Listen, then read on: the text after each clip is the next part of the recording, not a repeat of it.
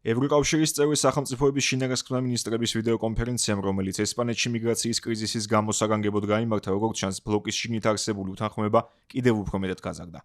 მოლაპარაკებები, რომლებიც მიმართული უნდა ყოფილიყო სამომავლოდ მსგავსი შემთხვევების თავდანაცილებისკენ, მხარეები კონკრეტულ კონსენსუსამდე ვერ მიიყვანა.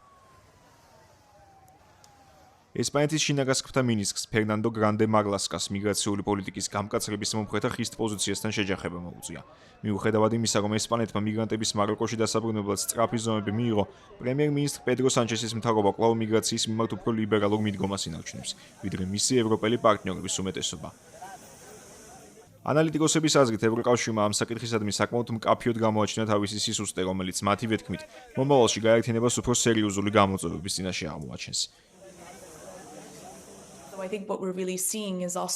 ვფიქრობ, რეალურად არ შეგვიძლია ღიად ვისაუბროთ იმაზე, რა არის ნამდვილად სწორი ან არასწორი მიგრაციულ პოლიტიკასთან დაკავშირებით, განსაკუთრებით იმ გამოწვევების ფონზე, რომლებიც დღეს არსებობს.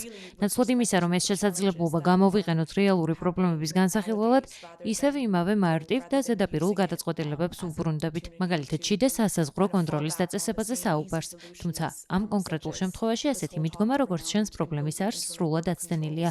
ის ფაქტი, რომ პედრო სანჩესის ეწოლას განიცდის არა მხოლოდ საკუთარი ქვეყნის შიგნით, როგორც ულტრამემარცხენე, ისე ულტრამემარჯვენე პოლიტიკური ძალების მხრიდან, არამედ ევროკავშირის სხვა წევრი სახელმწიფოების მხრიდანაც, ნიშნავს, რომ იმ საკითხების ჩამონათვალი, რის გამოც მას შეიძლება თავს დაესხან, ან გააკრიტიკონ გაცილებით ფართოა, ვიდრე ზოგიერთი სხვა მთავრობის მეთეორის შემთხვევაში.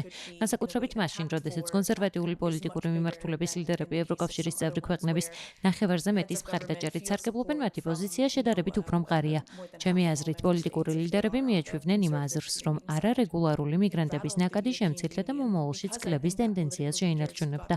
თუმცა მათ სათანადოდ არ უფიქრიათ, რომ ვითარება ნებისმიერ დროს შეიძლება შეიცვალოს და მსგავსი სცენარისთვის მზადყოფნა კვლავ აუცილებელია.